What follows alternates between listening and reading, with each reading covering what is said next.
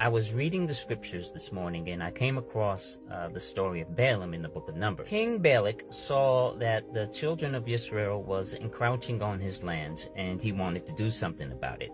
So he called to the prophet Balaam and said, "Hey, I need you to call upon your Yahweh and curse these people so that they would go away from my lands."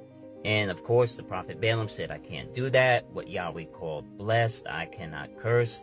But nevertheless, King Balak was persistent. He kept sending his emissaries and his peoples to say, "Hey, if you do this thing for me, I will bless you, I will make you rich," so on and so forth. And after a while, Balaam said, "Okay, I'll give this a go." And then Yahweh came to him and said, "Hey, what are you doing? I called Israel blessed.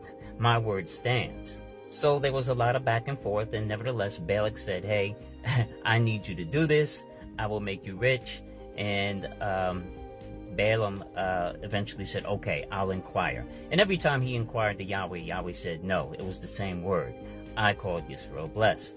And it just goes to show how persistent the enemy is when it comes to get you to curse what Yahweh called blessed. And that and as I meditate on that, I began to meditate on our gifts collectively as artists.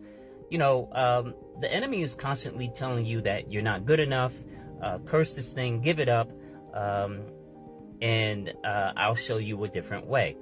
But the path that Yahweh set for you is the path that he called blessed. And it may be a hard path, it may be a difficult path, but nevertheless, you have to go through it. Now, the whole moral of the story is that the enemy wants to make you curse your blessing. He wants to get you to give up. And the only way that he can do that is to get you to come into agreement with him.